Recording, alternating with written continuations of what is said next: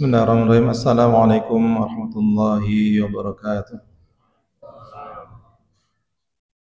Alhamdulillahirabbil alamin. Allahumma shalli wa sallim wa barik ala Muhammadin wa ala alihi wa ashabihi ajma'in. Amma ba'd. Bagaimana kabarnya Bapak Ibu sekalian? Alhamdulillah masih semangat ya. Walaupun ini detik-detik terakhir. Malam ini kita ngobrol santai saja ya. Sambil mungkin saya berpamitan kepada jemaah sekalian, insyaallah besok pagi akan silaturahmi ke orang tua di Jawa. Mohon doanya mudah-mudahan Allah berikan kemudahan dan keselamatan dalam perjalanan saya sehingga bisa bertemu kembali dengan bapak-bapak sekalian. Sambil menunggu sidang isbat yang masih berlangsung, nggak bisa ditampilkan ya. Walaupun kemungkinan besar ya, mungkin besar 90, berapa persen itu kemungkinan besar tanggal 31. Jadi untuk Ramadan tahun ini kita genap berpuasa selama 30 hari insyaallah, kemungkinan besar. Karena itu malam ini insyaallah kita akan masih tetap melaksanakan sholat tarawih yang terakhir. Nah, kita berdoa kepada Allah Ta'ala, semoga Allah Ta'ala memberikan kita istiqomah dengan amal-amal kita, bahkan hingga di bulan-bulan yang lain selain bulan Ramadan. Karena sungguh kata para ulama, indikasi atau indikator keberhasilan Ramadan kita, puasa kita adalah ketika kita mampu istiqomah dengan amal kita justru di luar Ramadan. Kata para ulama, kunu rabbaniyin wa la takunu ramadhaniyin. Jadilah kalian hamba-hamba Allah yang rabbani, yang senantiasa beribadah kepada Allah Ta'ala, yang senantiasa membaca Al-Quran, qiyamul lail, puasa, kalau di luar Ramadan barangkali puasa sunnah, yang senantiasa berinfak dan melakukan amal-amal yang lainnya dalam sepanjang hayat kalian sampai akhir hayat kalian. Wala takunu ramadhaniyin, dan janganlah kalian menjadi hamba-hamba Ramadan, budak-budaknya Ramadan yang hanya beribadah kepada Allah Ta'ala di bulan Ramadan saja, kemudian meninggalkan itu semua ketika Ramadan telah berlalu. Kan sepertinya banyak yang seperti itu Pak ya, dan kita berharap mudah-mudahan kita jangan sampai orang yang seperti itu, yang ketika bulan Ramadan luar biasa solihnya, luar biasa ngajinya, baca Al-Qur'annya, luar biasa ke masjidnya dan ibadah-ibadah yang lainnya. Namun ketika selesai Ramadan hilang tanpa jejak ya, bagi sebuah lagu, hilang tanpa bekas sama sekali, enggak berbekas sama sekali. Nah, itu kemudian ada beberapa hal dari Ramadan yang menurut saya harus kita istiqomahkan juga di bulan-bulan yang lainnya ya. Yang pertama adalah bahwasanya Ramadan mengajarkan kita untuk senantiasa istiqomah berjamaah di masjid bagi kita kaum laki-laki.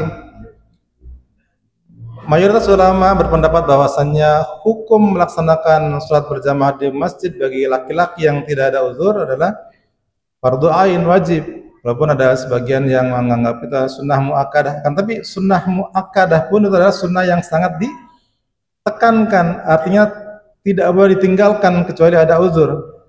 Bahkan Rasulullah Sallallahu Alaihi Wasallam ya dalam banyak hadisnya menjelaskan, misalnya mengancam sangat ingin membakar rumah yang di dalamnya ada laki-laki dewasa, kemudian tidak mau melaksanakan sholat berjamaah di masjid. Ketika turun hadis riwayat Imam Ahmad, man sami'an nida falam ya'tihi fala salata lahu illa min uzrin. Barang siapa yang mendengar panggilan azan, kemudian dia tidak mendatanginya, artinya dia tidak melaksanakan sholat berjamaah di masjid, kata Rasulullah SAW, maka fala salata lahu illa min udhrin. Tidak ada salat baginya kecuali bagi orang yang mempunyai uzur. Artinya, siapa yang mendengar panggilan azan, kemudian dia tidak ada uzur, akan tapi dia tidak mau melaksanakan sholat berjamaah di masjid bagi kaum laki-laki, maka kalau bahasa Jawanya barangkali salatnya tidak direkeng, salatnya tidak dianggap oleh Allah Subhanahu wa Ta'ala. Nah, seorang sahabat yang buta ya, yang beliau tidak bisa melihat kita insya Allah sudah sama-sama sering dengar nama ini. Orang yang istimewa, yang karenanya turun ayat abasa wa tawalla, luar biasa. Kemudian beliau bertanya kepada Rasulullah sallallahu alaihi wasallam, "Ya Rasul, sungguh aku ini buta. Aku ini tidak bisa melihat dan tidak ada seorang pun yang menuntunku untuk pergi ke masjid. Maka apakah ada rukhsah, ada keringanan bagiku untuk tidak melaksanakan salat berjamaah di masjid?" Kemudian Rasulullah sallallahu alaihi wasallam balik bertanya kepada Ibnu Ummi Maktum yang buta tadi, "Apakah kamu mendengar panggilan azan?" "Ya, saya mendengarnya wahai Rasulullah." Maka kata Rasulullah apa? "Fa'ajib." Datangilah panggilan azan itu. Artinya salatlah kamu berjamaah di masjid walaupun kamu buta, walaupun kamu tidak bisa melihat, walaupun tidak ada yang menuntunmu untuk pergi ke masjid. Nah, bayangkan jamaah yang dirahmati Allah Ta'ala, seorang Ibnu Maktum yang buta saja, yang tidak melihat saja, yang tidak ada yang menuntunnya untuk pergi ke masjid saja, ternyata tidak ada rukhsah bagi beliau, tidak ada keringanan bagi beliau untuk tidak melaksanakan salat berjamaah di masjid. Nah, kita alhamdulillah sekarang, saya yakin yang hadir di sini semua diberikan nikmat sehat yang luar biasa ya, panca indera yang lengkap, mata bisa melihat, telinga bisa mendengar, tangan bisa meraba, kaki bisa melangkah. Maka mari kita pergunakan nikmat yang Allah Subhanahu wa taala berikan ini untuk senantiasa melaksanakan salat berjamaah di masjid. Tidak ada rukhsah rasanya bagi kita ya. Sekarang misalnya hujan, Pak. Kalau hujan pun sekarang kita punya mobil ya. Banyak di antara kita barangkali yang punya mobil. Kalau enggak punya mobil ada mantel, kalau enggak ada mantel ada payung. Kalau enggak ada payung apalagi? Ya, apalah gitu ya. Pokoknya sekarang masjid dekat, fasilitas banyak yang mendukung kita untuk pergi ke masjid. Satu cerita lagi Pak dari beliau Ibnu Maktum yang luar biasa ini, yang buta ini luar biasa. Suatu ketika Ibnu Maktum ini hendak pergi melaksanakan sholat subuh berjamaah di masjid ya. Dikisahkan memang dulu nggak seperti sekarang jalannya mulus ya. Dulu jalannya berkerikil hingga kemudian melewati kebun-kebun kurma ketika beliau pergi ke masjid. Nah, suatu subuh kemudian beliau tiba-tiba saja karena memang jalannya berkerikil gitu ya, tersandung kerikil hingga mengenai mukanya, sehingga kemudian mengucurlah darah dari dahinya. Kemudian beliau beristighfar. Akan tahu tetap saja beliau walaupun sakit, walaupun mengeluarkan darah, dia tetap saja pergi ke masjid. Hingga kemudian apa Pak? Di hari yang kedua tiba-tiba ada seseorang yang menuntunnya untuk pergi ke masjid. Kemudian di hari yang ketiga seterusnya dan hari seterusnya. Setiap hari ada yang menuntun beliau untuk pergi ke masjid. Nah, kemudian heran Abdullah Ibnu Maktum ini, loh. Dan bertanya kepada pemuda ini, "Wahai pemuda, wahai seseorang, siapakah namamu sebenarnya?" Maka kemudian dijawab oleh orang tadi, kalau bahasa kita barangkali, "Untuk apa kamu tahu nama saya? Apalah arti sebuah nama?" Kata Ibnu Maktum, "Aku ingin tahu namamu karena aku ingin mendoakan kebaikan untukmu kepada Allah Subhanahu wa taala." Nah, ini pentingnya juga kita, Pak. Pentingnya juga kita untuk mengetahui nama-nama saudara kita nih yang ada di samping kanan kiri kita. Kita ini kan kadang-kadang sudah jamaah berpuluh-puluh tahun dengan orang-orang di samping kita, kita tidak tahu namanya. Itu bapak itu ya yang rambutnya putih misalnya. Cuman itu aja kita tahu, tapi kita tidak tahu namanya. Padahal pentingnya kita tahu nama saudara kita, saudara yang di samping kanan kiri kita yang sama-sama berjamaah dengan kita adalah untuk apa?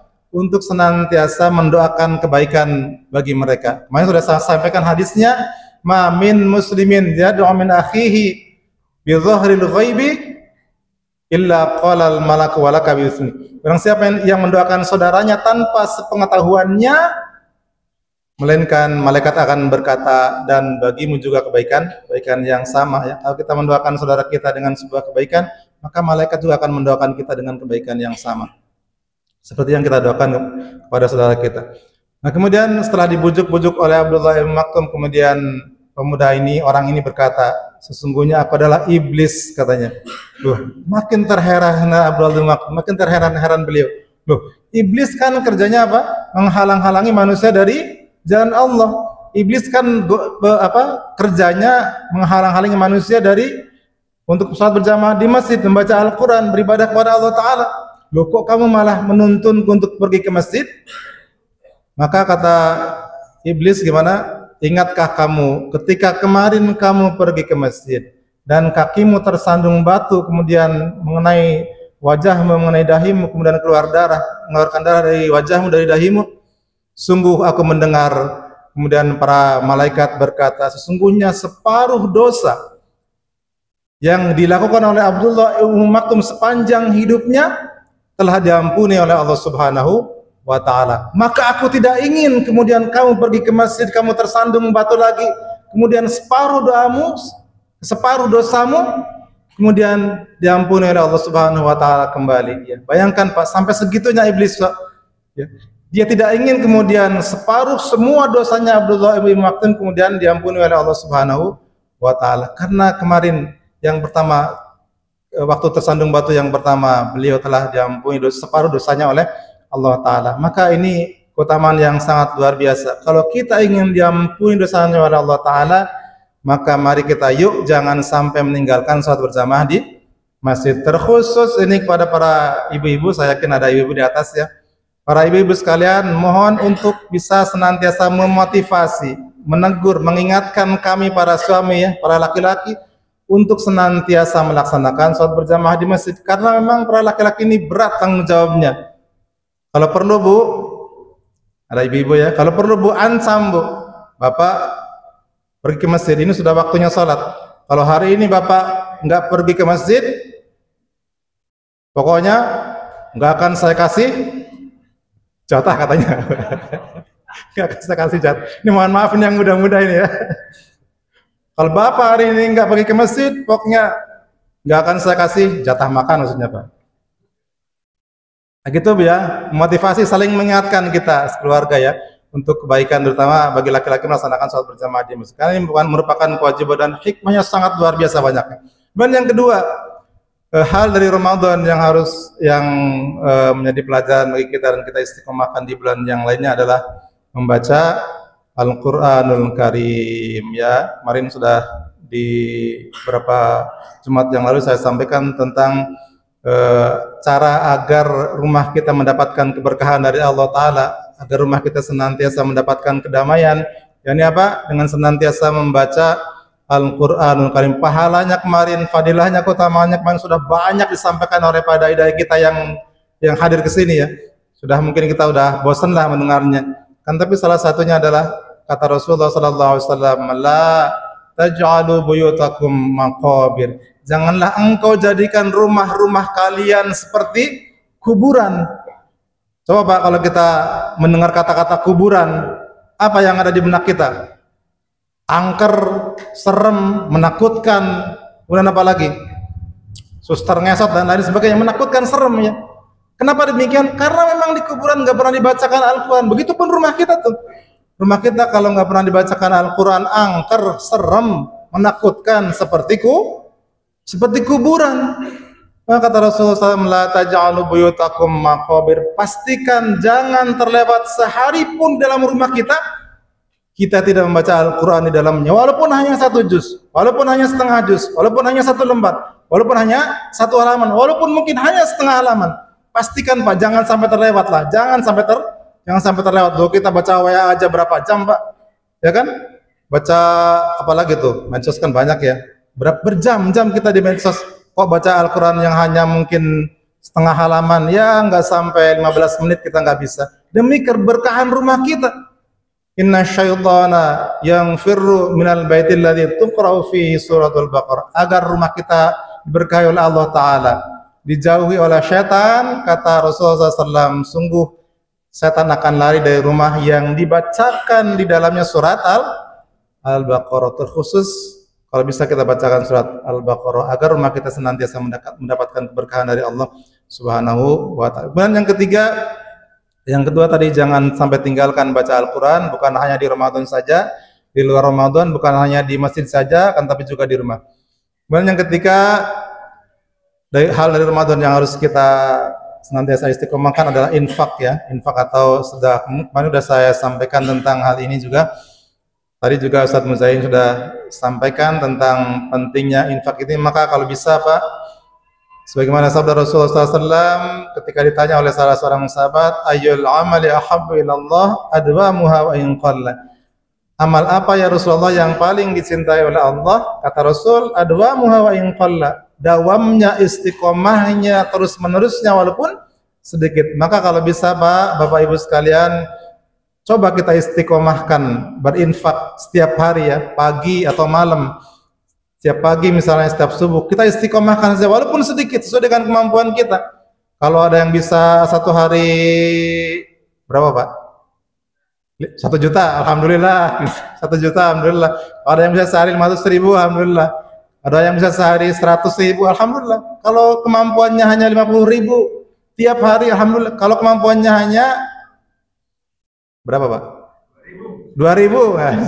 Kalau kemampuannya hanya 2.000, misalnya enggak mengapa. Akan tapi itu tiap hari dan itu akan lebih dicintai oleh Allah Subhanahu wa taala daripada setahun sekali. Ya, setahun walaupun banyak. Ya kalau bisa tiap hari tapi banyak gitu ya. Kan tapi kalau ada pilihan maka akan lebih baik lagi. Coba kita lah tiap pagi misalnya 2.000. Coba Pak, nanti rasakan bedanya. Bedakan rasanya Pak. Pasti ada perubahan tuh. Dan yang terakhir, yang keempat hal dari Ramadan yang harus kita istiqomahkan juga di bulan yang lain adalah qiyamul lail atau salat malam. Di bulan Ramadan ini alhamdulillah semua dari kita melaksanakan salat tarawih. Ada yang 11 rakaat, tetangga kita ada yang 23 rakaat plus witir. Nah, ini juga harus kita istiqomahkan di bulan-bulan yang lainnya. Kalau bisa jangan di bulan Ramadan saja, karena ini adalah kebiasaan orang-orang saleh. Kata Allah Ta'ala, wa minal laili fatahajjad bihi nafilatan laka asa ayyab'atsaka rabbuka maqaman mahmud. Kalau kamu ingin makomnya terpuji, ingin diangkat derajatnya oleh Allah Subhanahu wa taala, wa minal laili fatahajjad bihi, maka istiqomahkan oleh kalian salat tahajud, qiyamul lail. Inilah 4 hal yang harus kita istiqomahkan dan kita berdoa kepada Allah Ta'ala. Mudah-mudahan Allah Ta'ala memberikan kita rizki istiqomah dengan amal-amal kita. Caranya bagaimana? Dengan senantiasa berdoa.